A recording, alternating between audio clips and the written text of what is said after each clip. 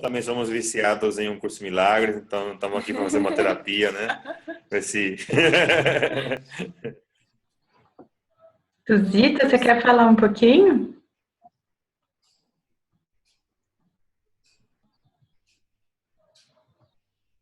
Tuzita. Tuzita Sandra.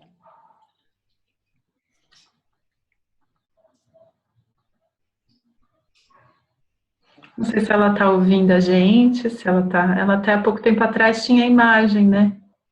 Uhum. Verdade. Tá, você pode se apresentar, então. Eu sou a Juliana, cara de banana. Eu sou a Juliana. Eu estava aqui ouvindo vocês falando e aí eu estava pensando assim, nessa questão que eu já falei com vocês, a Dani Lara, do tempo, que eu estava pensando assim que nós, se for ver, né, a Sil, que eu conheci pessoalmente assim há pouco tempo, vocês também, né? E aí esse encontro aqui me faz assim, justamente perceber a grande ilusão que é o tempo e perceber que a gente não precisa de 50 anos de amizade para se conectar verdadeiramente às pessoas e que é só ter essa disponibilidade, assim, a Sil eu conheci facilitando um jogo para ela do Miracle Toy, super linda, super aberta, super disposta ali, e aí eu vejo que quando a gente não tem essa barreira, né, de falar aquilo que está aqui no coração, aí não precisa de anos de amizade para que essa conexão aí aconteça, né, e que o tempo de verdade, assim, é uma grande ilusão.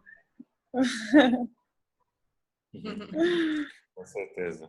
E o mais verdade, é experimentar isso, né? Que isso é experimentado, isso é maravilhoso. Através desse reconhecimento imediato. Que a gente não sabe nem explicar. Tão lindo. Tuzita voltou. Tuzita. Tuzita, o Adam e a Lara pediram para a gente se apresentar aqui para falar um pouquinho de qualquer coisa que der na telha. Tá, desculpa. É que eu me ausentei um pouquinho. Me chamaram lá no terraço. Então, eu sou Tuzita, eu sou de São Paulo, estudante do curso de estudante entre aspas, tá? Consegui o livro em 2011, aí li uma vez, fiz os exercícios por 2 vezes e agora leio esporadicamente. É isso que vocês estão falando? É sobre o curso? Pode ser, o que... É como entrou em contato com o curso, é isso? Não, é só qualquer coisa. Só se apresentar. Falar qualquer coisa. Então tá. Então eu gosto de dizer que eu sou mais praticante de viver na prática do que estudante. Então, não tenho tanta experiência quanto acho que vocês aí, que devem ter 10, 15, sei lá, anos de estudo, mas... Tuzita, é muito engraçado, porque eu tinha acabado de falar da grande ilusão do tempo. Que eu tava falando. É curioso, mas você sabe que, assim, eu fico com vergonha, às vezes, quando eu me reúno com alguém num grupo, né? Porque as pessoas, elas falam mesmo, né? Eu estudo o curso desde 85, eu estudo desde 90, e eu... O que eu tô fazendo aqui? Então, eu vou te contar um segredo, Tuzita, não conta pra ninguém. Vou até parar de gravar aquelas.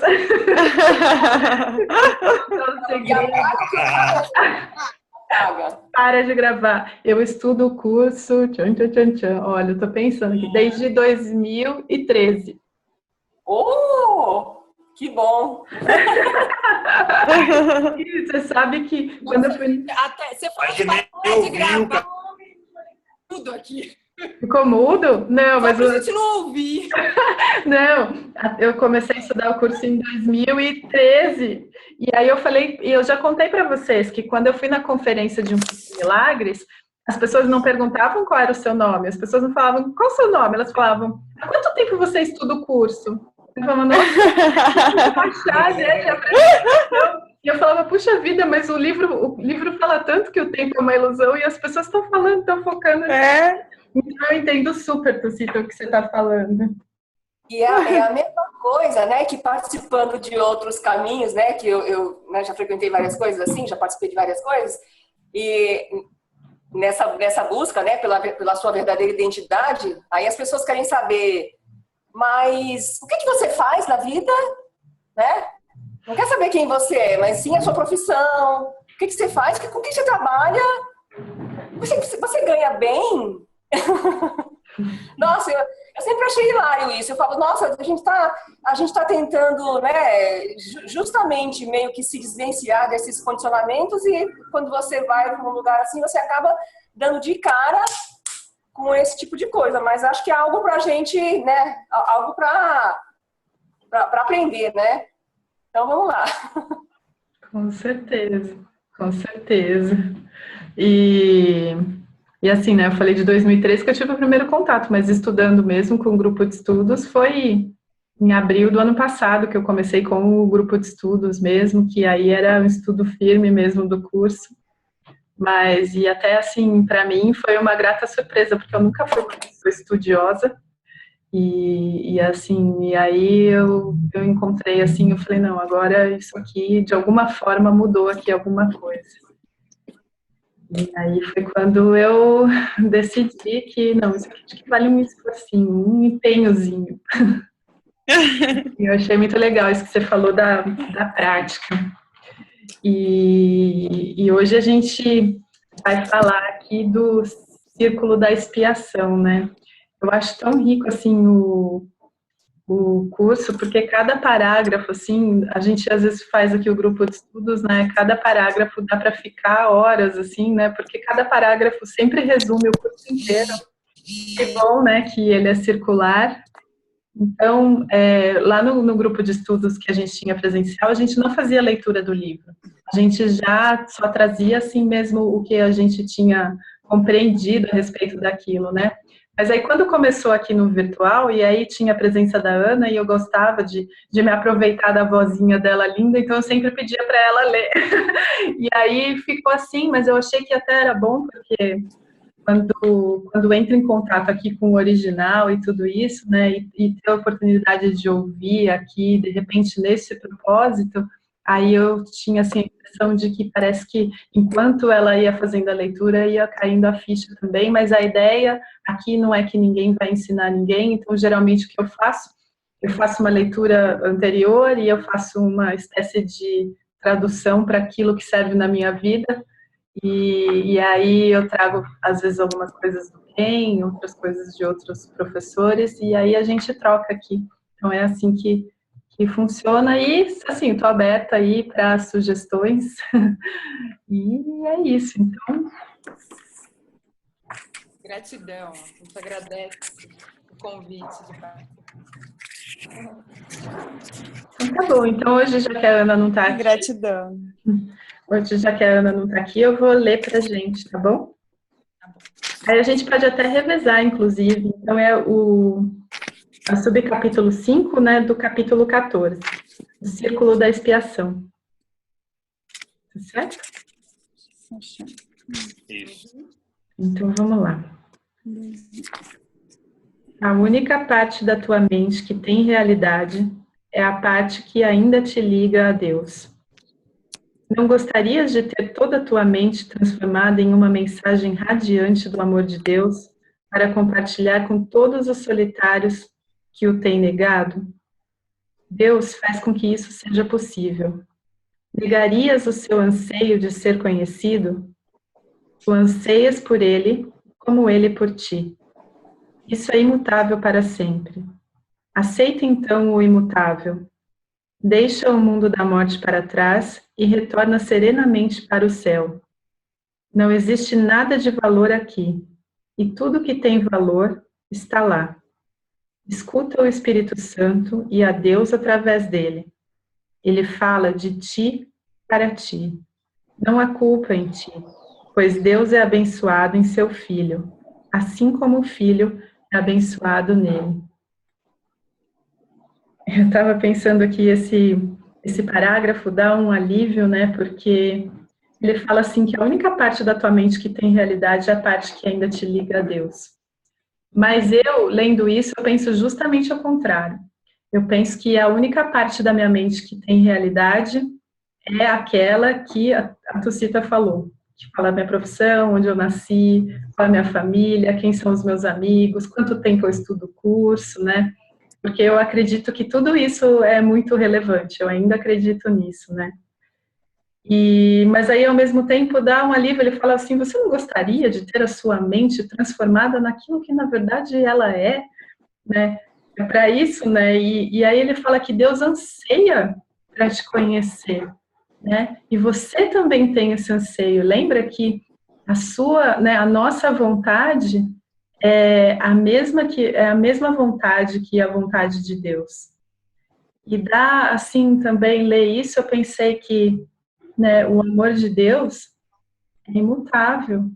E nós, né, que estamos aí na insanidade de achar que eu fiz alguma coisa de muito errado que agora ele não me quer mais. Então, toda essa imagem de que não dá para voltar para casa, né? Ontem eu estava falando disso lá no grupo de estudos do Roberto, que todos nós temos problema com pai e mãe. Todos, sem exceção, ou com filhos, né? Porque toda a nossa revolta, ou até a nossa mágoa de ter sido criado dessa ou daquela maneira, porque, em primeiro lugar, eu acho que eu sei melhor como deveria ter sido a minha criação, mas, além disso, eu acho que o que eu sou hoje é consequência da maneira como eu fui criado, como eu cresci, com as pessoas que eu convivi, e tudo isso, né? Então, e na verdade, essa mágoa que nós temos com relação a pai e mãe é justamente a mágoa que nós temos contra Deus, né? E um dia, assim, o meu pai faleceu quando eu tinha 4 meses de nascida. E eu sempre achei que eu lidei muito bem com isso, porque para mim era assim, já nunca tive pai, né? Porque desde que eu me entendo por gente, eu não tinha essa presença ali. E até que um dia, depois, faz muito pouco tempo, inclusive, eu entendi que existia dentro de mim uma mágoa muito grande, porque eu falei, puxa vida, você me deixou, você me abandonou, como assim você morreu? Né? E que isso se refletia em todos os meus relacionamentos. Mas, na verdade, depois, indo mais profundamente, eu entendi que essa sensação aí de abandono é a sensação que todos nós temos. É essa pergunta que come a gente por dentro. Eu estou sozinho? E dessa pergunta surgem várias outras, que são todas as nossas existenciais, né? Esses dias eu estava ouvindo o áudio de uma monja que falava assim, sabe, a gente tem a ilusão de que só pode ser feliz se você for acasalado. Usou a palavra acasalado. Como se fosse em dupla, porque se não fosse assim, a gente não pode ser feliz. Então, olhar para tudo isso aqui, né, ele fala, deixa o mundo de morte para trás, né, esse pai meu que morreu, essa Juliana que está aqui, que um dia vai morrer, e volta para o teu Deus, faz a vontade de Deus, né. Era isso, assim, tudo que veio quando eu li esse parágrafo. Gratidão. Gratidão. Gratidão, Ju. Que coisa linda.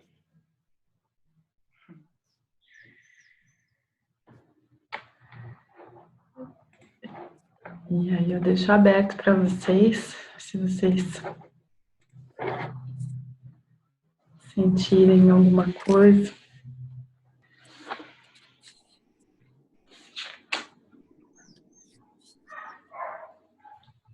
E aí, se a gente não quiser compartilhar nada, a gente pode continuar. Não sei se o Adam ou a Lara querem ler o segundo parágrafo para nós. Vocês que têm a voz feia.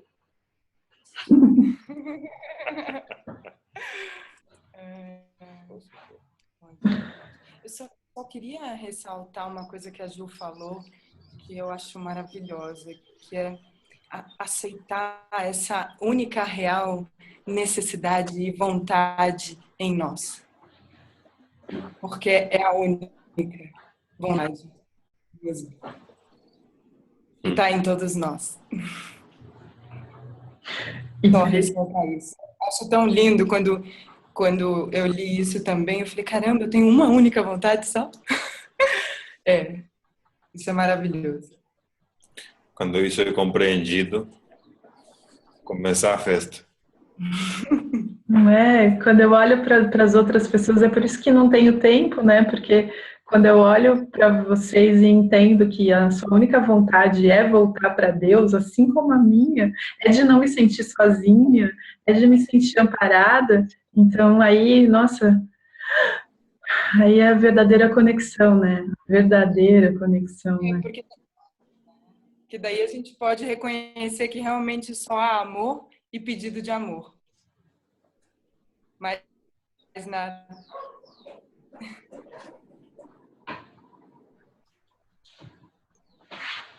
Gravou? Gravou tudo.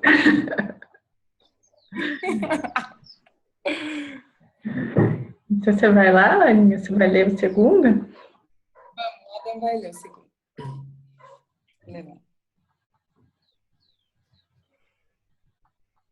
Todos têm um papel especial a desempenhar na expiação, mas a mensagem dada a cada um é sempre a mesma. O Filho de Deus não tem culpa. Cada um ensina a mensagem de forma diferente e a aprende de forma diferente. No entanto, até que a ensine e a aprenda, sofrerá a dor de uma consciência meio vaga de que a sua verdadeira função permanece nele sem ser cumprida. A carga da culpa é pesada, mas Deus não te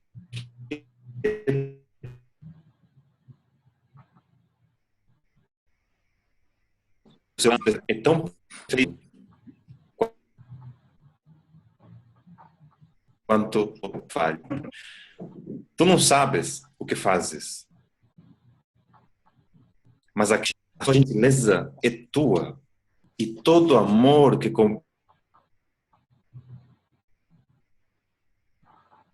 compartilhas e te ensinar a não ser como ser feliz. Oh, meu Deus. É muito amor, né, gente? Oh, meu pai. Muito bom, né? Porque tu não sabes o que fazes, mas aquele que sabe está contigo. Esses dias, trocando e-mail com a Suzane, que é a mensageira lá do David, a assinatura dela do e-mail está escrito assim: eu não estou no controle, mas sou profundamente amada por aquele que está. Que lindo.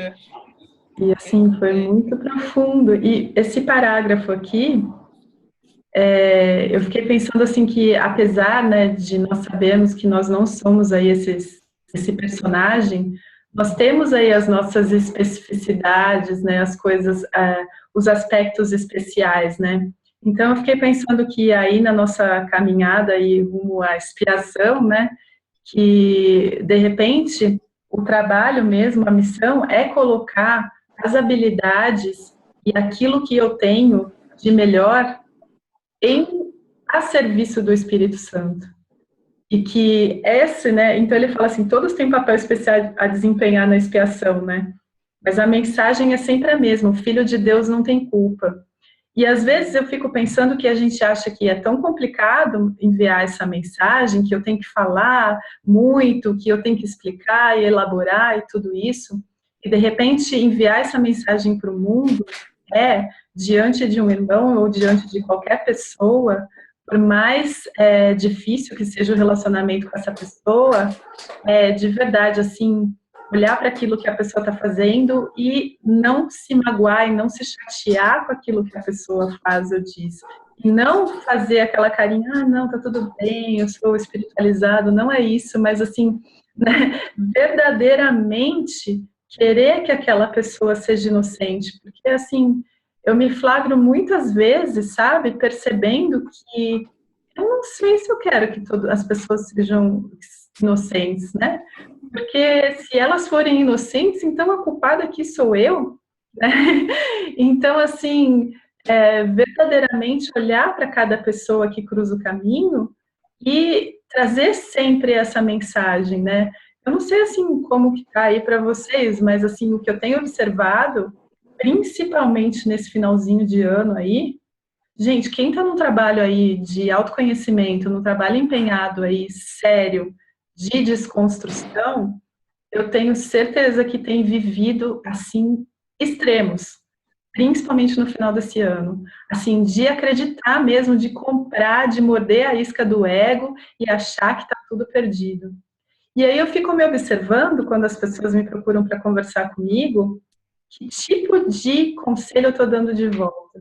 Se eu consigo olhar para a pessoa e trazer para ela a lembrança de que é uma escolha sempre, de que nunca tem um vilão numa história, por mais extrema que a história pareça, cara, e olha que eu tenho ouvido histórias bem extremas, viu?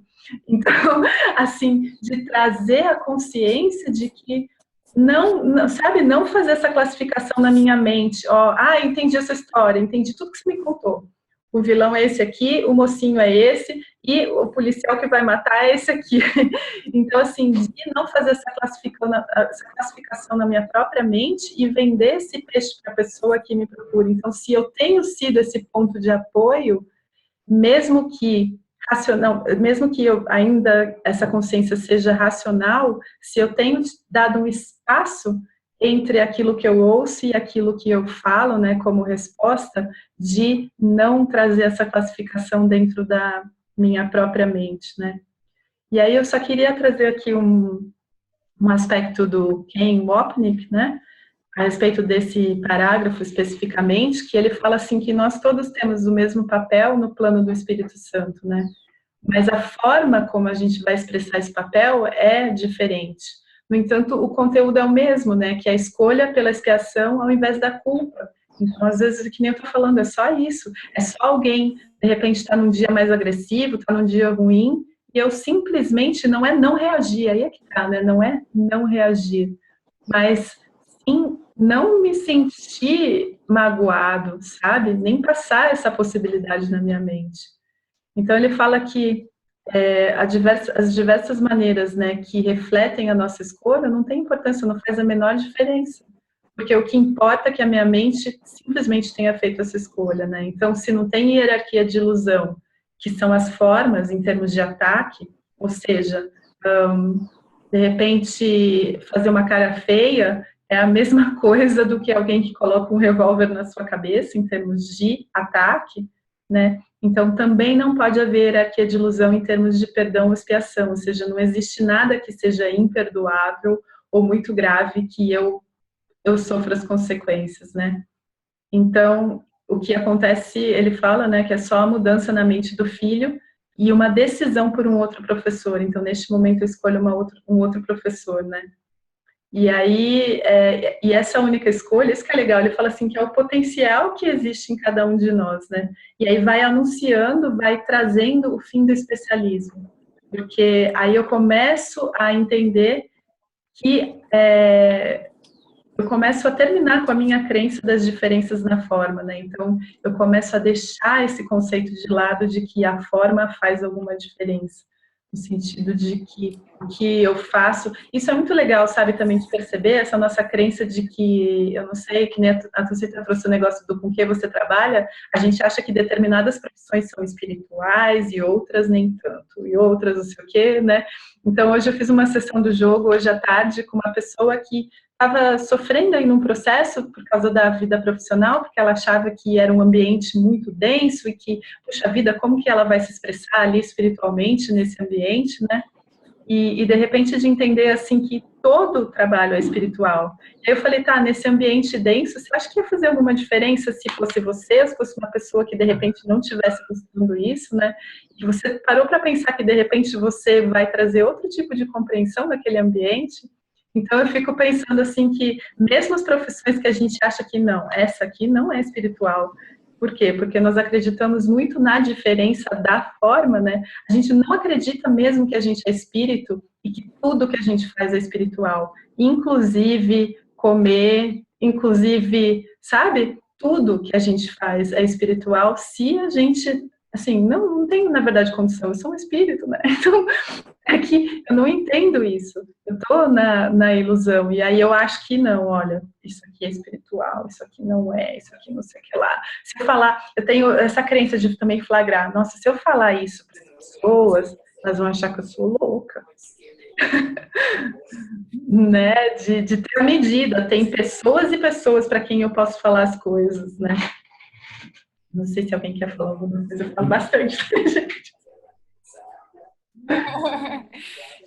Eu acho legal isso que você falou, porque os graus de importância é aquilo que nos separa do outro e de tudo.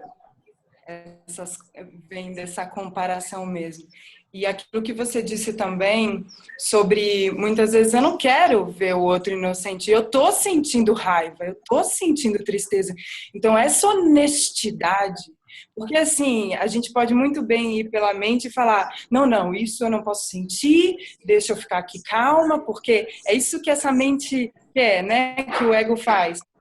Se eu tô com raiva, fica calma, se eu tô triste, fique alegre. Então, sentir o que está sentindo e ser honesto com isso e pedir a correção, essa a única disposição que a gente necessita de fato, né? Só estar disposto a entregar e ser muito honesto, extremamente honesto consigo mesmo, porque nós temos medo de sentir medo, né? Então... Aí já era um sentimento, né? Eu só tinha medo, agora eu sinto medo de sentir medo. Então eu aumentei, né? E como é que será sentir amor de sentir medo? Como é que é o amor nisso? Porque o amor acolhe tudo, cabe tudo dentro do intuito. Mas eu quero fazer o contrário, eu sinto medo por sentir medo, e aí eu acho que eu vou conseguir acolher o outro, mas eu não me acolho. Quando eu sinto medo, eu falo, não, isso eu não posso sentir. E aí eu fico com a impressão de que eu estou olhando para dentro, não, estou super em paz, e aí o que eu começo a fazer? Eu começo a me afastar desse olhar para dentro, né? Eu começo justamente a seguir o caminho contrário. Não, tá tudo bem aqui, nossa. Aí vem para o comportamento de novo, né? Deixa eu me comportar da maneira correta. Não é? Eu gostei bastante quando a Ju falou no começo, né, desse negócio de não, eu não preciso sentir isso, eu sou aqui espiritualizada, não posso, né, em algum nível a gente fala, não posso sentir isso, assim, e eu vejo o contrário, assim, cada passo que eu dou, assim, nesse caminho que, pelo menos eu acredito que vem sendo um caminho de desconstrução, parece que, vendo pela ótica do personagem, eu vejo coisas mais escabrosas, assim, e quanto mais eu consigo, assim, com determinadas pessoas, ainda num nível bem particular, eu consigo abrir, mostrar todas as minhas vísceras mesmo, assim, parece que é mais grandiosa a experiência, né, e acolher, né, e a gente tem que acolher essas coisas, e assim, nesse ambiente que a gente pelo menos eu tenho circulado de alguma certa forma, onde se acredita numa dita espiritualidade, existe muita essa postura, né? Ah, eu estou bem, é tudo luz, é tudo maravilhoso, é tudo lindo, é tudo amor, é tudo coraçãozinho. A gente sabe que não é, né? Então, é muito interessante você observar a grandiosidade de estar disponível para observar e acolher esse outro lado do medo, da culpa que a gente tem mesmo, né? Se não tivesse, não estaria aqui. Eu queria deixar algumas perguntas. Eu acho que a Juliana colocou a resposta para essas perguntas, mas queria retomar algumas coisas para a gente lembrar, né? Então, no parágrafo é falado de um papel especial a ser desempenhado na expiação. Esse papel seria a forma, seria o filme, as projeções, seria o meu papel, o lugar onde eu tenho que permitir que o Espírito Santo chegue. E a mensagem, que também está aí no parágrafo, né, seria a mensagem, o conteúdo, trazendo a discussão para os termos forma e conteúdo. E uma outra pergunta, talvez, a minha função ou o meu papel sem a mensagem, ela torna o meu cenário uma testemunha da culpa. Também tem uma parte aqui, no entanto, até que a ensine e a aprenda, sofrerá a dor de uma consciência meio vaga de que a sua verdadeira função permanece nele sem ser cumprida. Seria essa consciência meio vaga uma oscilação de escolha entre culpa e expiação? Foi uma questão que eu coloquei na discussão da semana passada. A gente estava falando de perdão também. Parece que a gente quer as duas coisas ao mesmo tempo, e não dá. É muito legal isso que você trouxe, né? Que aí tá dentro disso que eu estava falando, de que achar que certas profissões, né, são mais espiritualizadas que outras, né? E aí ele começa a falar assim que cada um tem um papel especial a desempenhar, ou seja, dentro da especificidade, cada um tem um roteiro aí aparentemente diferente. Parece que é muito diferente. Se a gente aprofundar um pouco, a gente vai ver que é tudo igual, né? E que aí o roteiro do meu personagem é diferente. E tem essa coisa nossa, que é mania, de repente sou só eu, tá, gente? Desculpa generalizar aí para vocês, mas de achar que eu sei o que seria melhor, ou que eu não deveria estar nesse lugar, que eu não deveria pensar isso, que eu deveria fazer tal coisa, né? E, na verdade, o curso está ensinando que não. O lugar onde você está, o que você está fazendo nesse exato momento, era o que era para você estar fazendo. E aí, nesse sentido que você falou da questão da culpa, eu entendo que se a nossa função é expiação, ou seja, se a nossa função é trazer a mensagem de que o Filho de Deus é sem culpa, quando eu não faço isso, e isso pode ser feito de várias formas, né? Como eu disse, eu posso ficar chateado, enfim. Então, quando eu não faço isso, eu experimento a culpa, porque eu sinto inconscientemente que eu não estou cumprindo a minha função aqui, né, que é essa da expiação. Enquanto eu estava ouvindo você falar, eu estava pensando que assim, né, que isso que a Lara trouxe na questão do, eu tô com raiva, eu tô triste, eu preciso experimentar isso, até que fica claro, a gente até consegue admitir o próprio desconforto. Mas eu estava pensando assim esses dias, eu até gravei um vídeo aqui agora, falando disso, que quando é o gostosinho, eu gosto de falar gostosinho, minha amiga que é budista, ela fala, não, porque o gostosinho quando tem aquelas coisas que eu acho que me fazem felizes, eu acredito mesmo que aquilo me faz feliz, por exemplo, ter um par romântico, por exemplo, ter um jantar maravilhoso, ter uma casa, uma big de uma casa mega confortável, e assim, esse tipo de crença que eu tenho do que é um símbolo de felicidade para mim, se a gente reparar, a gente não está tão disponível a abrir mão disso, né? E esse fica lá escondidinho em algum lugar e fala, não, calma, eu vou soltando aqui o sofrimento vai saindo. Agora, o gostosinho eu deixo por último, né? Afinal de contas, eu tô aqui, eu preciso... Isso significa, né, não é que eu vou deixar de me divertir, não é que eu vou deixar de fazer as coisas que, para mim, são um símbolo de felicidade, mas isso simplesmente significa que quando eu faço esse tipo de coisa, é legal manter algum lugar aqui na minha mente que o que eu vejo lá fora como sendo um símbolo de felicidade é simplesmente um reflexo da minha escolha da minha mente por ver a felicidade, por encontrar a felicidade dentro mesmo de mim mesmo, né?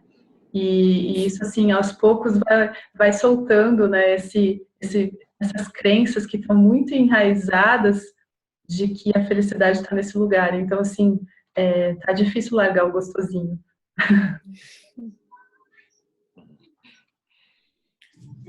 Eu acho que a gente conversou da última vez, Ju, que no momento em que você falar, eu tô feliz porque, aí pronto.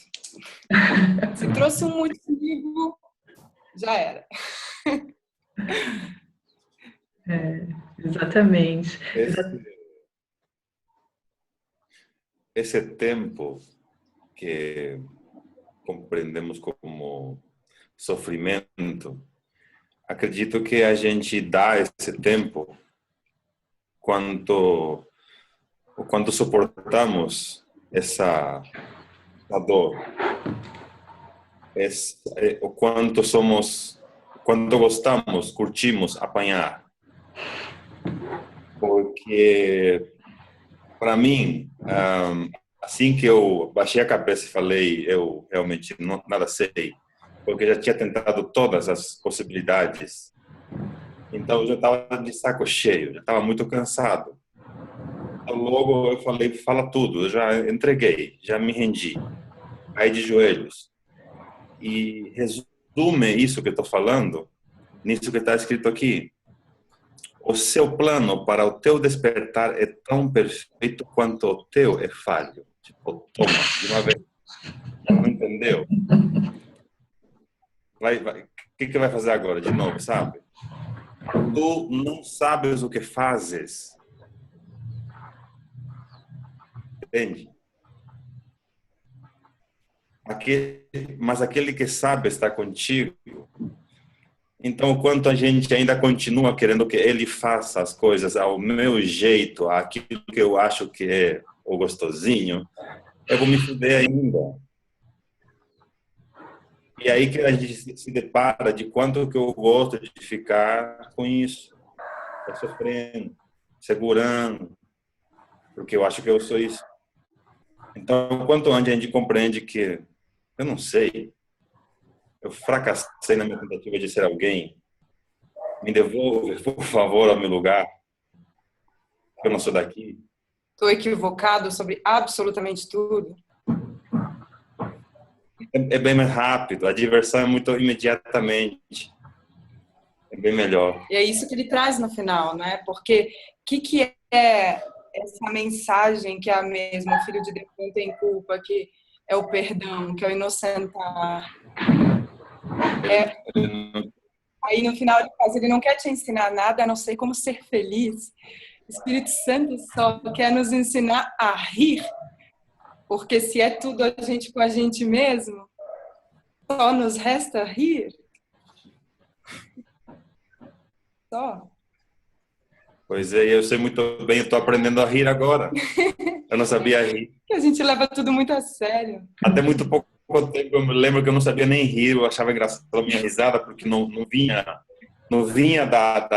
de dentro, como se diz, né? Então, hoje, eu sinto umas dores aqui em cima, às vezes parece que eu estou utilizando os músculos que eu nunca tinha usado, sabe? E a Ju ajudou a gente a rir pra caramba muito. Em Salvador também. Essa aí, é isso.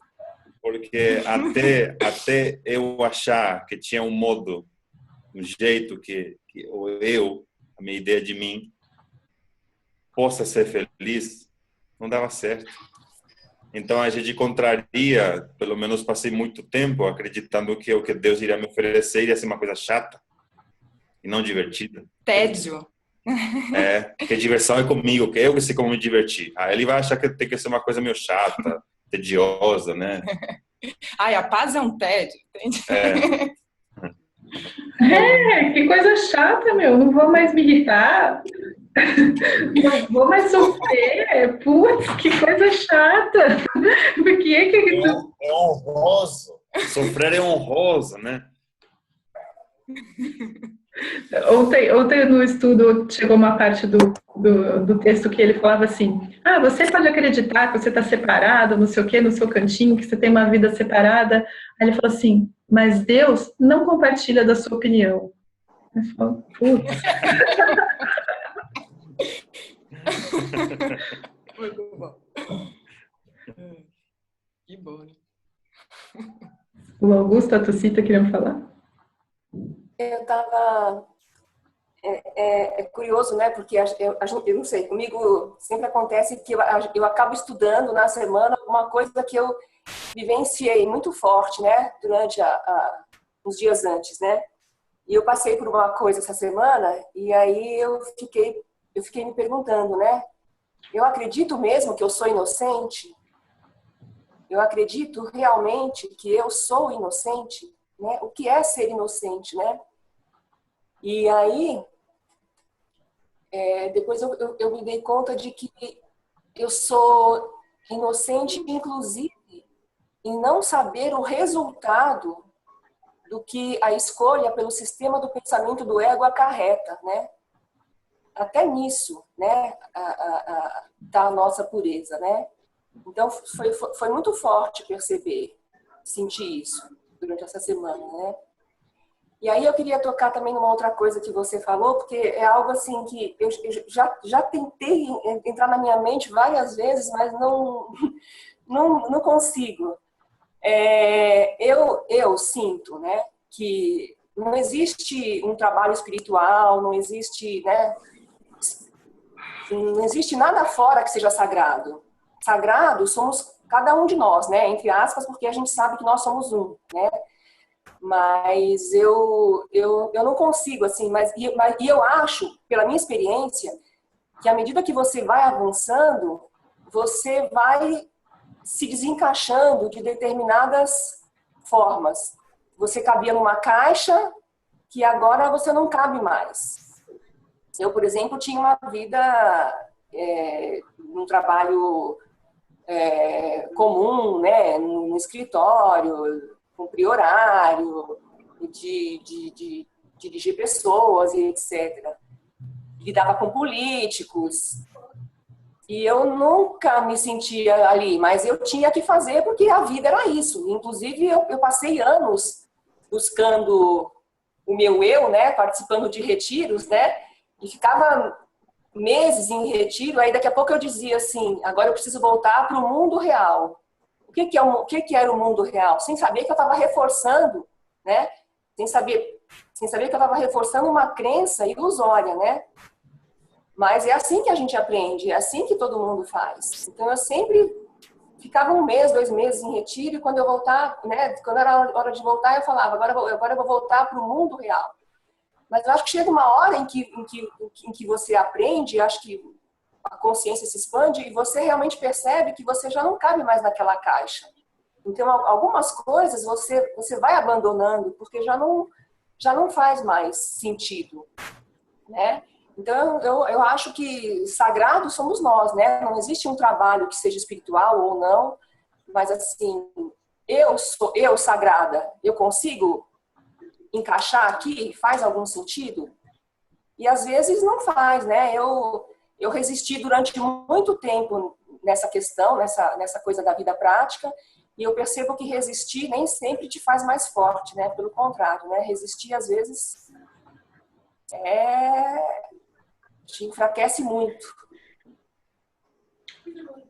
E é legal isso, né? Porque às vezes, quando a gente não consegue chegar nesse lugar que você chegou, de repente falar, não, eu não me encaixo mais nessa caixinha, e tomar essa decisão, o que eu tenho visto também por aí, inclusive nessas coisas que está acontecendo com todo mundo nesse ano, é que de repente, vamos supor, se é um emprego que você acha que não encaixa mais, e você não consegue tomar essa decisão, aí a pessoa é mandada embora. E aí ela fala, puxa, e agora, né? Então, é legal, assim, de observar, porque aquilo, de qualquer forma, já estava para se dissolver da sua vida, né? Então, eu me lembro, assim, até hoje... Oi? É difícil, porque... É muito difícil, entre aspas, né? Porque a gente sabe que fácil e difícil são classificações do ego, porque você tem que se descobrir, né? Você tem que saber quem é você na fila do pão. Né? Porque na fila do pão somos todos iguais, na fila do banco somos diferentes, mas eu tô descobrindo quem sou eu na fila do pão e lidar com isso todos os dias, assim, né? Diariamente, saber que você tá é o que você falou no começo, é um processo de desconstrução, né? E para mim o Zen está sendo só isso, desconstrução. Exatamente, né? E esse negócio, assim, o começo desse ano, que eu fiz uma oração que era, eu quero só o que for real permaneça na minha vida. E aí, quando as coisas começam a se dissolver e começam a cair por terra, e que eu vi o quão eu não era autêntica na minha vida, quanta coisa irreal eu estava sustentando, e aí vendo as coisas despencando, eu achando que tentando me segurar ainda nelas, não, calma, isso é símbolo de segurança, né? E assim, o David fala muito disso, ele fala, você tem que abandonar a sua família, abandonar tudo, e aí ele fala, porque as pessoas falam, como assim, abandonar minha família, largar meu filho para fazer não sei o quê, ele fala, não, você não está entendendo, é abandonar a sua família na sua mente, Tira as pessoas desse lugar que você colocou. Tira você dessa caixinha. Quando você se tira da caixinha, eu sou mãe, eu sou isso, eu sou aquilo outro, eu sou esse profissional, eu sou não sei o quê, é onde o amor flui, porque dentro dessa caixinha existe responsabilidade, expectativa, o que tem que ser feito, o que não pode ser feito. E quando eu deixo, né, que isso flui, e que eu saio desse papel, que tantos que eu me coloquei, nossa, tanta que você estava falando de caixinha, eu já estava imaginando, assim, tanta caixinha, que quando a gente tem uma experiência, assim, transcendente, no sentido de um vislumbrezinho de que eu não sou essa forma, que o meu corpo nunca poderia conter o ser que eu sou, a experiência que a gente tem, ao mesmo tempo que experimenta aquela vastidão, já vem logo para mim um sentimento de, não, calma, eu preciso de alguma coisa para me dar forma, cadê a minha forma? Me põe dentro de qualquer forma, qualquer. Eu lembro que teve uma experiência que gerou muito medo, que eu queria entrar numa forma de um cilindro. Tipo, qualquer coisa serve, porque não pode ser que eu sou limitado, que eu sou tudo, e que, né, porque a impressão que a gente tem é a do nada. Mas isso, eu concordo. Então, e aí, de ter essa clareza, e eu entendo a dificuldade, porque eu vivenciei isso muito, muito mesmo esse ano, de que quando as coisas começam a se dissolver, é isso mesmo, não tenho controle sobre isso. Então, aí o que acontece, quando as coisas começam a se dissolver, a gente se concentra naquilo que já está acontecendo, que o curso fala muito. Ele fala, isso é o passado, não importa se está acontecendo agora, é o passado, já está acontecendo. Me concentro naquilo que não tem controle e esqueço de observar a única realidade que tem, que é dentro da minha mente. O que está acontecendo na minha mente enquanto aquilo tudo parece estar acontecendo do lado de fora, né? Sim, Ju. Pode falar, Cia. Não, é que tu estava falando isso aí da questão da forma, né, da caixinha, eu estava me lembrando do nosso contato, né, inicial ali com o jogo, e depois daquela experiência em São Paulo, que eu levei aquela intenção para o jogo, né, que era justamente a questão da psicologia. Por quê? Porque justamente a gente tem uma necessidade de se rotular, né, de se dar um nome.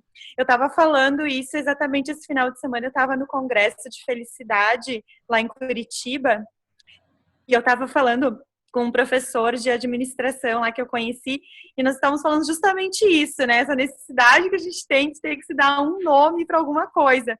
É aquela coisa que fica assim, poxa, mas o que eu sou? Né? A gente fica tentando procurar um nome para aquilo. E aí eu lembrei exatamente, até eu comentei da experiência que eu tive com o jogo, comentei com ele dessa experiência, e até eu vou conversar com ele semana que vem, eu tô indo para Porto Alegre conversar com ele, porque ele seria uma pessoa bem interessante pra gente ter em Porto Alegre, quem sabe. E aí eu estou indo para lá semana que vem conversar com ele sobre isso também. E aí a gente estava falando sobre isso, e eu me lembrei realmente da experiência que eu tive com o jogo, né, de ter que se dar um nome, porque eu também passei por uma experiência muito semelhante, assim, de sair de dentro de uma caixa, só que quando a gente sai dessa caixa, a gente se sente meio nu, digamos, né, despido, né, tá, e agora, o que eu sou?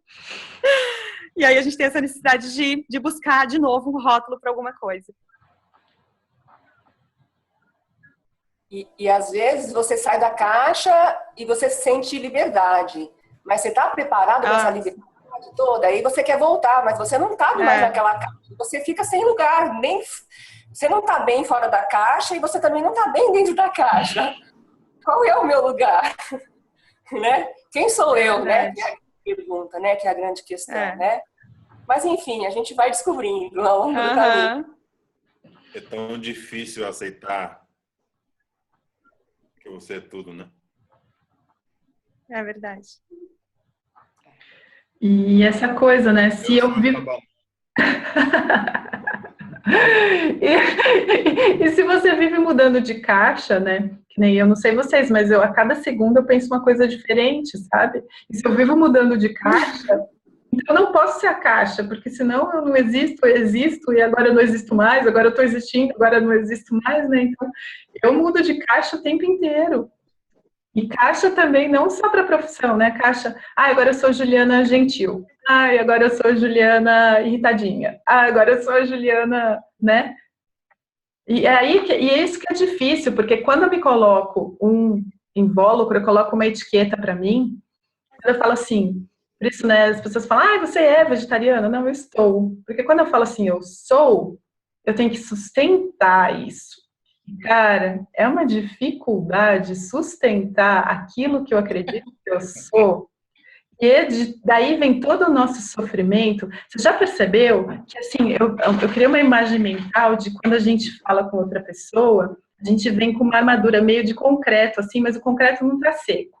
Então eu chego perto aqui de vocês e eu tento me expressar e de repente cai um pedaço aqui do concreto. Ai, meu Deus, deixa eu consertar, ninguém pode perceber esse pedacinho, assim. Eu me sinto como numa cena daquele filme, O Show de Truman, sabe?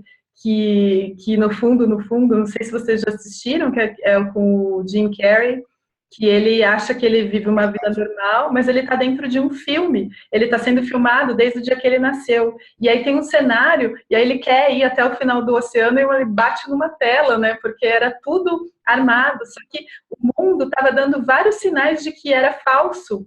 E na minha vida eu vejo isso também.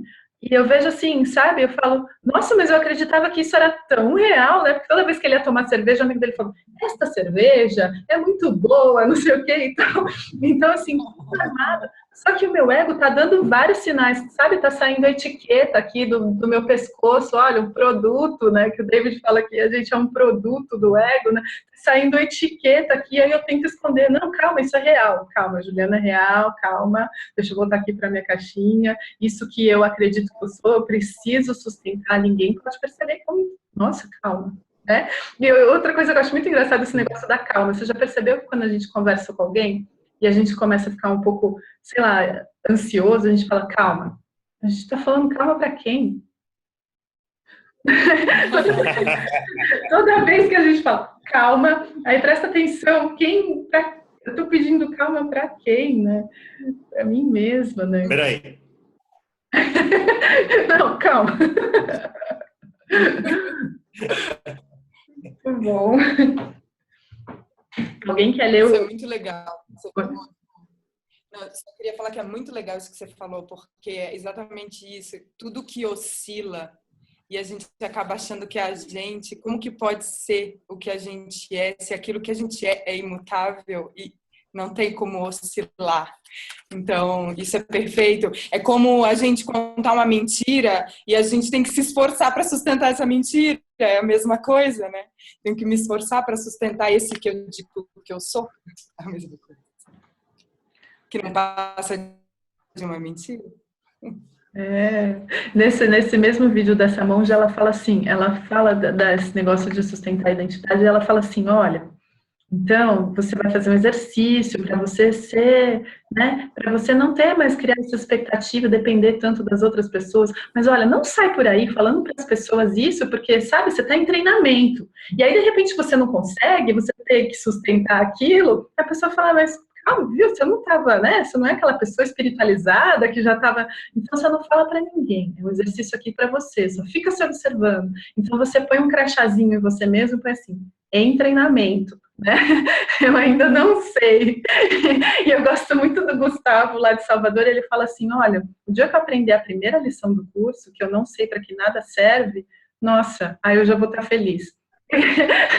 Então é isso, né? De se colocar nesse lugar, assim, de que eu não sei nada mesmo, eu não sei nem para que serve esse copo, eu não sei. Eu não sei. É isso aí. Gratidão. Alguém quer ler o terceiro parágrafo? A Ana tá aí, eu não sei se ela quer ler, se ela tá ouvindo, acho que tá ouvindo, né?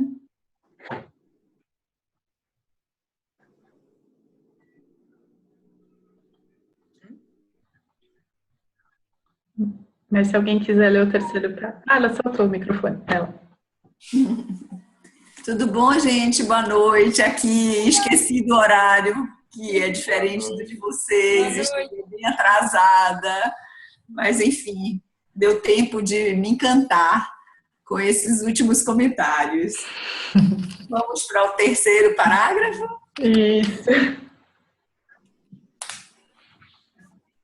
Filho abençoado de um pai pleno de bênçãos, a alegria foi criada para ti. quem pode condenar aquele a quem Deus abençoou? Não existe nada na mente de Deus que não compartilhe a sua brilhante inocência.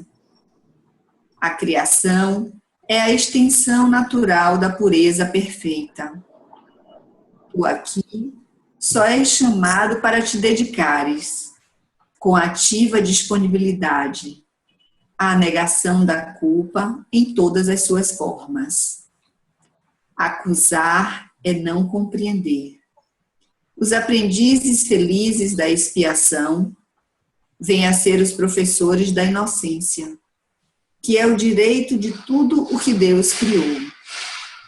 Não negues a eles o que lhes é devido, pois não vais recusar apenas a eles. Peço desculpa, gente, porque tem um ruído aqui no local e eu vou fechar o microfone. Fica tranquila. Gratidão. Gratidão. Gratidão.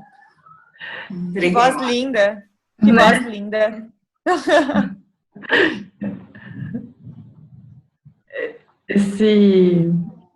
Essa questão do curso, assim, né? Não negues a ele o que lhes é devido, pois não vais recusar apenas a eles.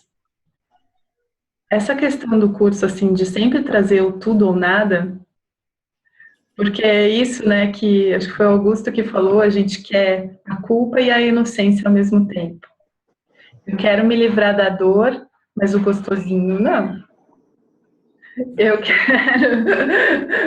quero me livrar da culpa, mas eu não quero que todo mundo seja inocente.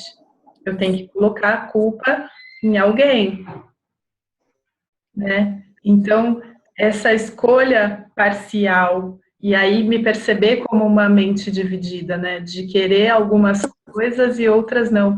No caderno de psicoterapia, ele fala que a maior dificuldade do relacionamento entre terapeuta e paciente é que o paciente não quer mudar o autoconceito, ele não quer mudar a crença que ele tem a respeito de si mesmo, mas ele quer parar de sofrer as consequências dessa escolha.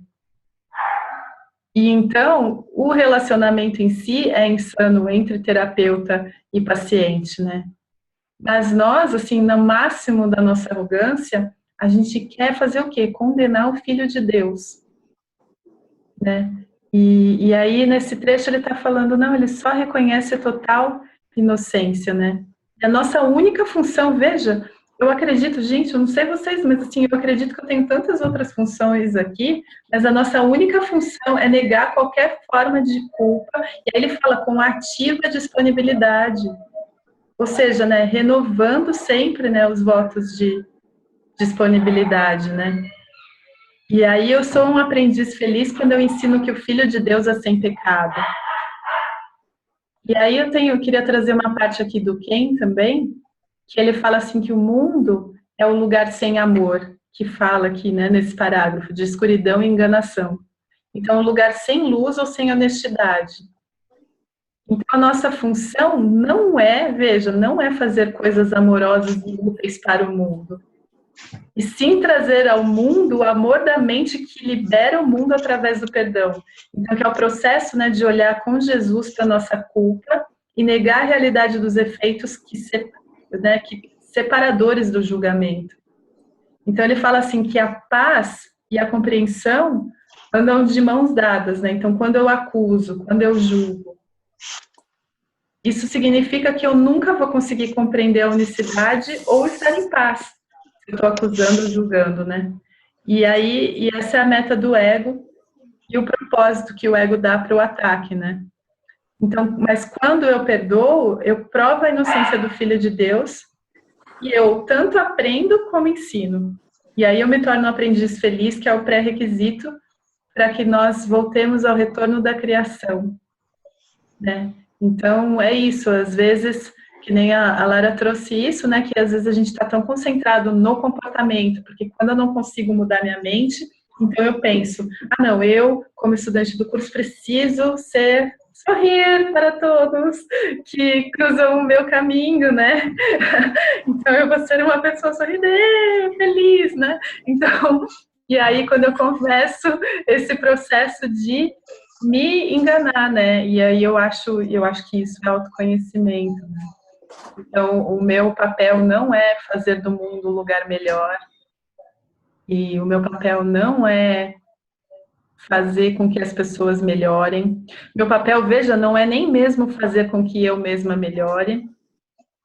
O meu papel é só, como a Lara trouxe, ir de tudo que acontece aqui. Só isso. Ah, é só rir. Puxa, é só rir. Até ficar com dor no maxilar, travar. É muito legal essa questão que você coloca. Foi colocada na discussão do outro parágrafo também, que é o lance do controle, né? A gente tentando controlar a forma de várias maneiras, mas na hora que você toma a decisão primordial, que é antes da forma estar acontecendo, ou enfim, é atemporal, né? Em algum momento o livro diz que te distancia ou te aproxima da expiação ou da salvação. A hora que você toma essa decisão, não importa mais o que está acontecendo, tá certo. E, nossa, é até estranho, a gente até resiste, né, a hora que... Assim, eu sinto muita resistência quando eu leio isso, porque eu vejo, às vezes, em muitos momentos, a forma se manifestando e me levando, ou eu querendo mudar ela. De repente o livro vem assim como um remédio mesmo. E, nossa, se eu conseguir mudar essa decisão, beleza. Pode acontecer qualquer coisa, que eu vou conseguir ver o cenário da maneira correta. Olá, gente. Tudo bem? Boa noite. Tem uma parte que eu achei demais aqui nesse parágrafo. Ele fala sobre a criação, né, como sendo a extensão natural. Então, é natural, é intrínseco a gente ter o amor. A gente não precisa fazer isso para ter o amor. Simplesmente é, né? E o mais louco, a gente tinha falado da questão do sorriso. A partir do momento que a gente já pensa e fala assim, nossa, eu devia estar sorrindo, ou, putz, eu acho que eu vou me comportar assim, já está errado, a gente já está querendo se classificar, a gente já está querendo se moldar, e aí deixou de ser natural. Toda aquela naturalidade, todo aquele amor que a gente já é, aquela coisa intrínseca já sumiu. Então, eu acho que quando a gente está... uma coisa que eu estou me pegando no livro é exatamente isso. Eu tenho que reconhecer como eu estou, né? O meu estado atual. Mas aí, a partir do momento que eu começo a me classificar, estou assim, estou assado. E aí eu já estou deixando de ser natural, sabe? Aí eu não estou conseguindo ponderar essa coisa do estar e começar a me classificar. Não sei se ficou muito claro também esse questionamento. É toda essa história do que a Lara falou do comportamento, né? Então, eu tenho que ser feliz, e não adianta só ser feliz, eu tenho que expressar esta felicidade, né? Eu achei muito legal o que o Paulinho falou um dia lá, que ele disse o seguinte, que ele colocou que ele estava falando especificamente das postagens no Face, né? Que aí, às vezes, a pessoa fala assim, esse é meu amiguinho maravilhoso, que eu amo de todos os tempos. Amigo, super obrigada por você fazer parte do meu caminho, não sei o quê.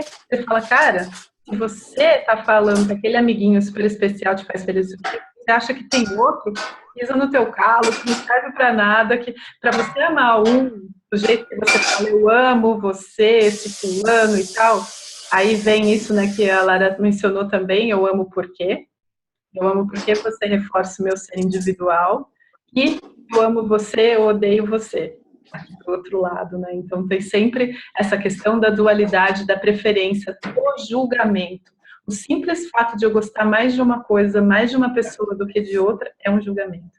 É porque eu acho que aquela coisa que eu gosto mais, na verdade, eu tento colocar uma razão espiritual para eu amar mais essa pessoa, mas se eu for muito honesto, eu vou ver que eu amo mais essa pessoa porque essa pessoa reforça o meu ser individual E se não fosse por isso, eu não amaria esta pessoa, né? Então, essa questão da honestidade é muito legal mesmo. A Suzane trouxe naquela reunião, ela falou, a oração verdadeira é do lugar onde você acha que está, e com honestidade. Então, ela falou, se você acredita que você só vai ser feliz quando você tiver aquela casa, quando você tiver aquele parceiro, então, peça para o Espírito Santo curar isso. Espírito Santo, eu ainda acredito que eu preciso daquele parceiro para ser feliz. E não simplesmente diga, não, olha, não preciso, tal. Mas se viesse, né, se quiser dar, tal, aquela coisa, né, despretensioso, né. Então, assim, eu vejo que a honestidade com o próprio processo é a dificuldade maior. E aí ela traz que, assim, é a oração verdadeira, é trazer, né, a escuridão à luz e não o contrário, né, e não tentar fingir aquela coisa. E para mim, assim, nesse momento é que eu tenho visto essa linha tênue entre o que é, né, real, que eu realmente sinto, ou o que eu tento forçar sentir, né, que eu acho que eu deveria sentir. Isso é fantástico, porque é isso mesmo, né? Que a gente... Quem nunca quis trazer a verdade à ilusão? Né? Ai, peraí, eu vou perdoar. Espírito Santo, eu quero perdoar essa situação, eu quero ver aquela pessoa daquele jeito, tá bom? Quer dizer, eu já estou pedindo para ver do meu jeito, né? Me traga esse amor para resolver o meu problema. Me traga essa alegria para resolver isso e deixar do jeito que me deixa mais confortável. Então, isso que... Ai, desculpa, eu não sei o nome do menino que falou. É o Bruno. Porque você falou do riso.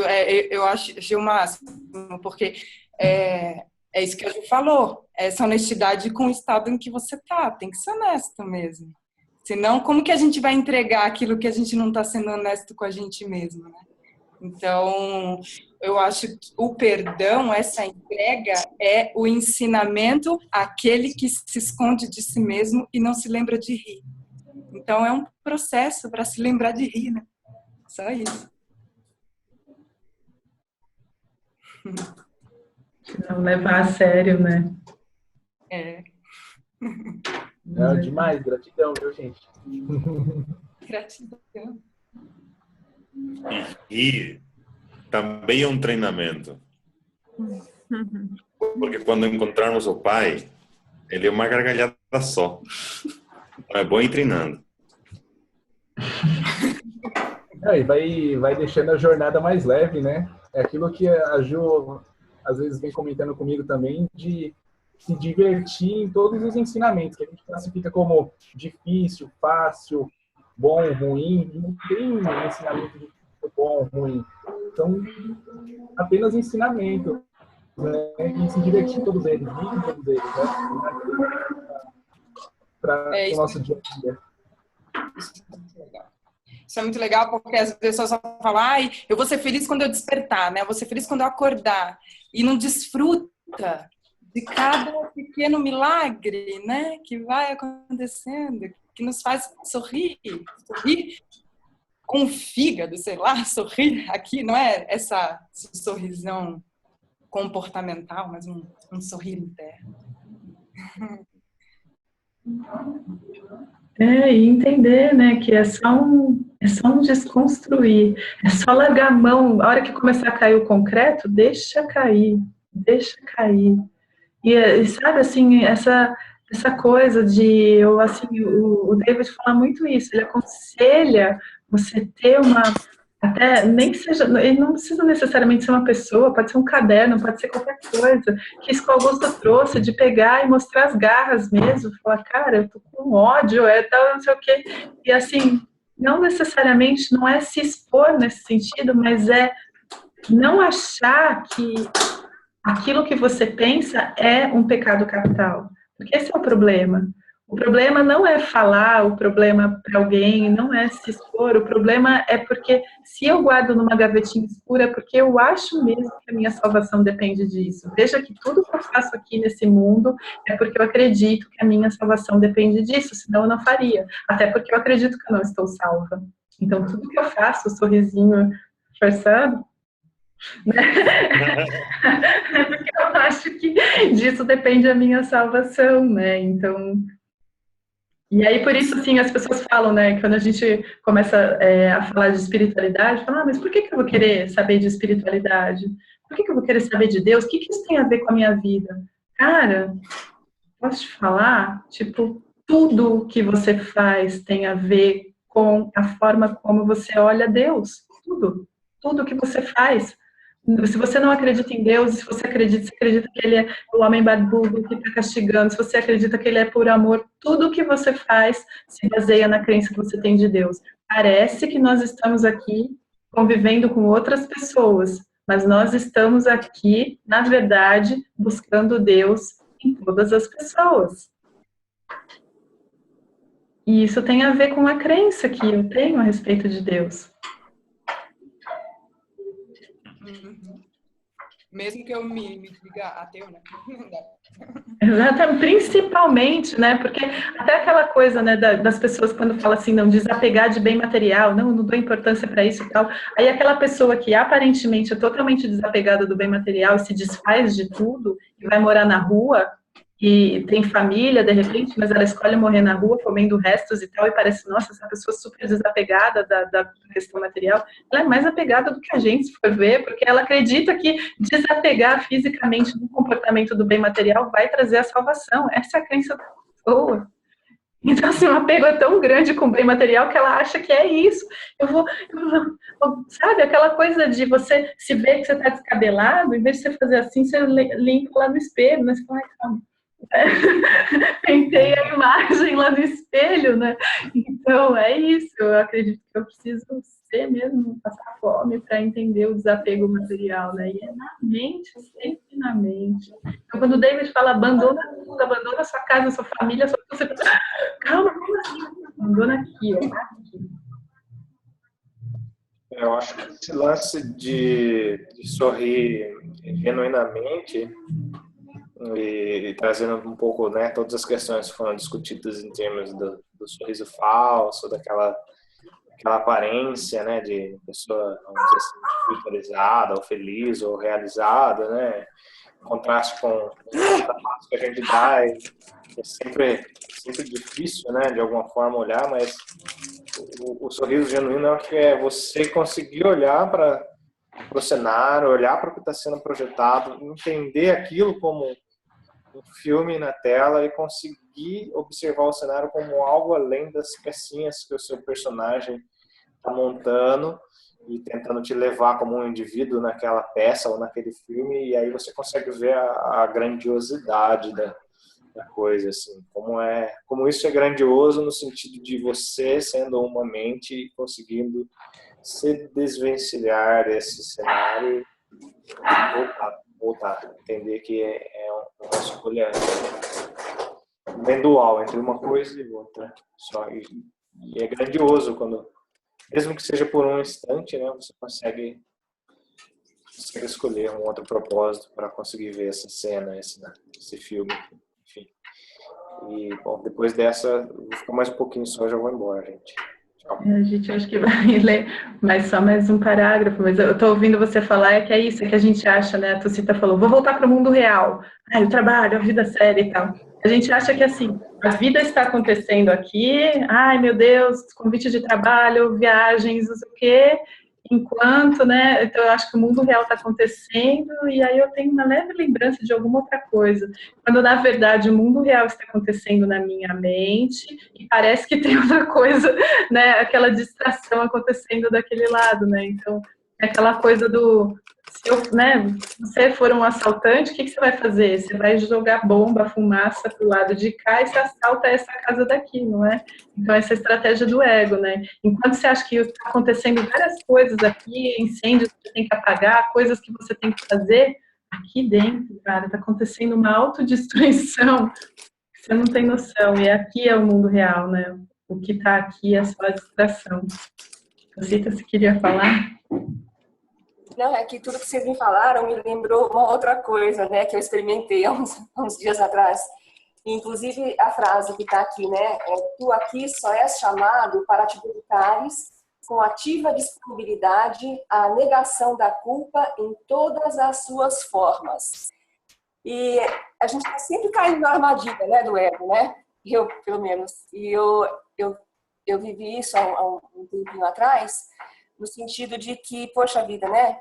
Eu estou tentando, entre aspas, né? Tentando... Não se apeguem às palavras, tá? Porque a gente sabe que palavra é símbolo, né? Mas na falta de outra expressão, eu estou tentando esquecer que eu sou uma pessoa no mundo, mas eu só estava vivendo situações que as pessoas vinham me lembrar de que eu era uma pessoa no mundo, né?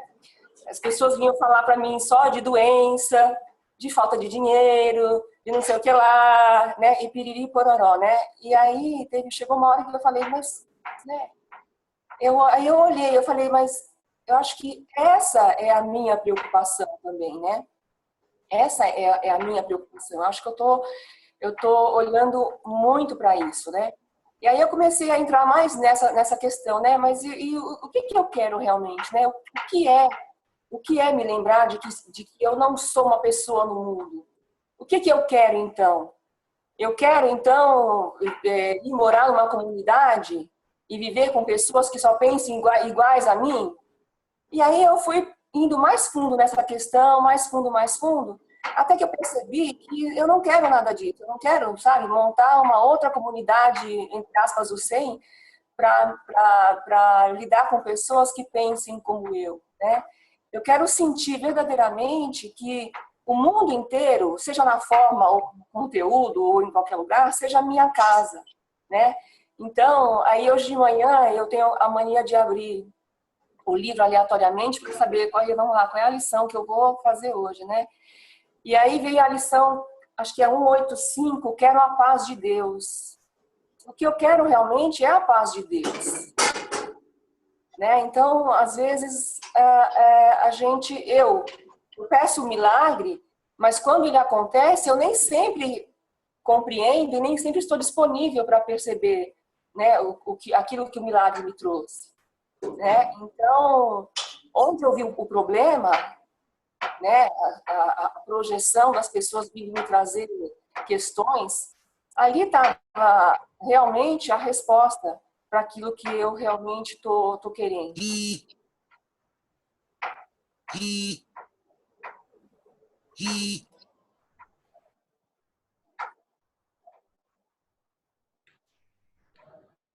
É muito bom. Não, mas é muito bom isso de... Mas então eu sou só mais uma pessoa no mundo. Isso que você falou de fundar uma comunidade, o 100, me lembrou de que parece que é união. Os propósitos comuns e tal. Mas se eu delimito, este grupo, sim. Essas pessoas, sim, estão a fim de despertar e tal. Eu posso estar falando todo mundo, ou então não é ninguém. Está todo mundo querendo despertar, só que ninguém, talvez as pessoas não saibam disso. Mas, inclusive, aquela que está gritando ali comigo, ela está pedindo, pelo amor de Deus, me diz que isso não é verdade, né? E eu tenho, assim, eu tenho uma amiga muito querida, assim, que nas situações mais extremas, ela já fala, a primeira frase que ela solta, ela fala, não sei o que você está passando, mas isso não é real. Então, assim, se está doendo, não é real, né? E aí, você já percebeu como a gente se ofende com isso? Quando alguém fala assim, cara, está doendo, não é real? Como não é real? Você está louca? Porque não é com você. Então, assim, não mexa com a minha dor, ela é muito real. Então, assim, eu estou disposto a largar a mão do meu ser individual, que sofre, que sente dor, né, de verdade, ou não, né? Então, assim, nossa, a nossa reunião de hoje, puxa vida, vocês estavam inspirados.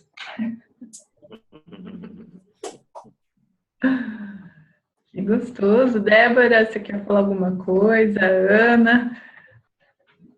Oi, Ju. Oi. Cheguei atrasada aqui, mas no horário. Fiquei quietinha, ouvindo um pouquinho. Eu cheguei um pouquinho tarde do consultório, mas eu quero estar sempre aqui com vocês. Estou achando ótimo, é isso mesmo que eu quero. E tá bom demais.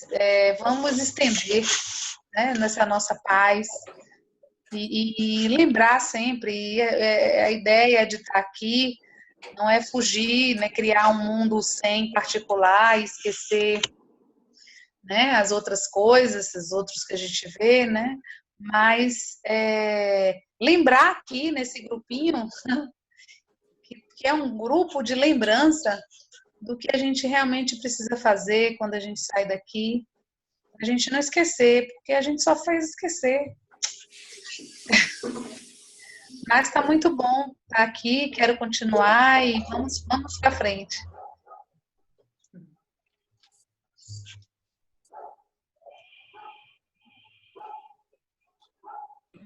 Ana, você quer falar alguma coisa?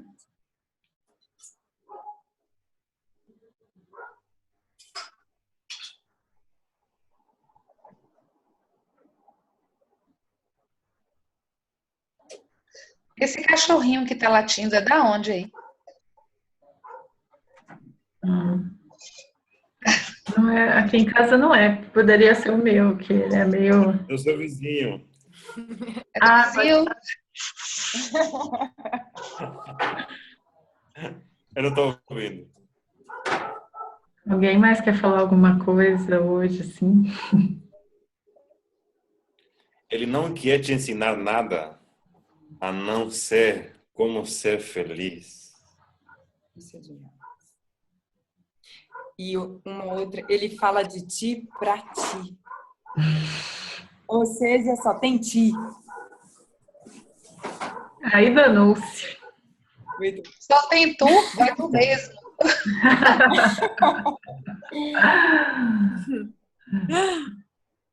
Gente, linda, eu queria agradecer a presença aí de todo mundo, de trazer aí, é muito bom, assim, poder trazer e compartilhar aí as nossas dificuldades, as crenças, assim, sabe? É muito bom para mim poder me despir aqui mesmo e não me sentir despida, né? Vindo no barril, assim. E é isso, assim, é esse compartilhar mesmo que eu acho que faz sentido, sabe? Fingir que o caminho é fácil não é o caminho. Já vou. Então, é isso mesmo. Então, eu queria agradecer. Aí, eu proponho que semana que vem, como a gente não terminou esse subcapítulo, que a gente continue nele. E depois, até assim, foi até uma ideia que surgiu lá, por conta de um assunto que surgiu no grupo do Roberto, mas eu queria estudar aquele livro do Ken, que é Pais e Filhos, a sala de aula mais difícil. Porque a nossa luta aí, né, eu acho que todo um curso Milagres, ele trabalha em cima de relacionamento. Porque é lá que a gente acredita que nós somos separados mesmo, né? Então, eu queria mesmo, assim, propor para a gente começar a entrar nessa questão do relacionamento. Então, o que eu tinha proposto aqui no grupo era até para a gente alternar. Às vezes voltava para o subcapítulo, depois voltava para outras coisas, né? E até enquanto vocês estavam realizando a leitura do parágrafo em si, eu lembrei porque que eu mantive essa história de ler o parágrafo, porque tem pessoas que me escreveram que falaram que estão baixando o áudio do que a gente fala aqui e ouvindo no carro. Ah, que lindo! Que lindo! Então, é isso. Queria agradecer. Ô, Ju. Coisa. Fala, não. De novo deu um cortado. Ju, eu só queria te perguntar como é que é o nome desse livro do Ken? Quem que é esse Ken? Quem é o professor? Na verdade, ele já faleceu, né? Ele já desencanou, mas ele é o professor mais antigo do curso. E ele tem um livro que se chama Pais e Filhos, a sala de aula mais difícil. Porque ele fala que é onde começa todo o nosso problema de relacionamento, né? Uhum. Então, eu acho que eu mando para todo mundo o livro. É bem pequenininho. Eu tenho só a parte 1, mas uma outra estudante falou que vai mandar a parte 2. Mas aí, para a semana que vem, a gente termina, né, o subcapítulo, eu acho, para a gente fazer esse ciclo aí. E depois eu queria propor isso, porque eu acho que é a base mesmo de onde a gente começa a se relacionar, né? Essa questão de pai, filho, mãe, eu acho que pega para todo mundo. Então, por isso que ele fala que é a sala de aula mais difícil. E aí eu queria propor isso, a gente mais para frente, né? Não na semana que vem, mas na outra, a gente começar por aí. Quem sabe a gente aprende a se relacionar. A Ana abriu ali o microfone. Pois é, ótima ideia, Juliana, porque as constelações familiares estão, assim, propondo ajudar nessa tomada de consciência de quantas projeções são feitas dos pais para os filhos, dos filhos para os pais, e que é realmente uma sala de aula bem difícil. Acho que vai ser super rico isso, porque a gente pensa que é para crianças, são para nós mesmos. Foi você, Ana, que me mandou esse livro. Quando eu estava falando do Henrique, do meu filho, ela falou, eu vou te mandar um livro, e foi fenomenal, assim, quebrou uma pontinha aqui dentro da minha mente. Uhum. Eu quero agradecer e vou ficar realmente aguardando aí que a gente chegue aí nesse estudo. Muito bom mesmo. Então, eu vou fechar o microfone, porque aqui tem barulho, para não passar para vocês, mas gratidão e me perdoem, porque a câmera eu não vejo que a câmera não está funcionando. Vocês me veem? Não, né? Não. Pois é, eu sinto muito por isso, mas isso vai ser corrigido, tá bom? Um beijo no coração de todos, amei encontrar todos vocês nessa noite e vou guardar esse comentário de que ele só quer que possamos ser felizes. Né? Então vamos... Você é perdoada. Que bom, que bom. Linda. Que bom. Sem culpa, né? Minha função aqui é não ver a culpa. Ótimo. Pois é. Já está servindo no agora. Pois Amém. é. Gratidão. Um beijo. Gratidão, Aninha. Gratidão, Ana.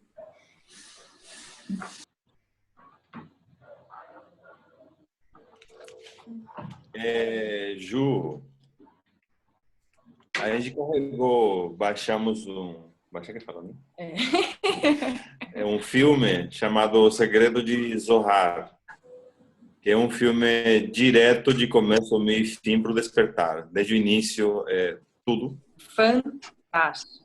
É um cara que ele mesmo volta para ele mesmo com a mesma imagem até para lembrá-lo. Fascinante. Fascinante. A gente pode assistir juntos também, aqui no Zoom. Olha, que interessante. Nossa, não sabia que podia fazer isso. Se E não, pensava te interessante. mandar o filme. Né? É um filme... É francês, né? Francês. É francês. Interessante o filme. E é uma explicação bárbara. Olha, assim, fantástico.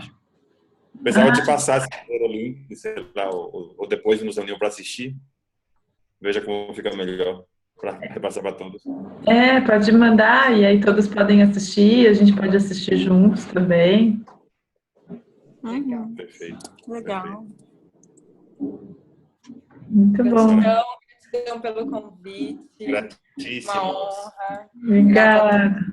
Então, é quinta-feira que vem, a gente continua nesse subcapítulo, é das 7h30 às 9h. O link para acesso é sempre o mesmo. Tá bom. Tá bom? Obrigada, gente. Boa noite. Gratidão. Tchau. Tchau, Ju. Tchau, pessoal. Tchau. Tchau. Obrigada, viu? Até mais. Obrigada. Até mais.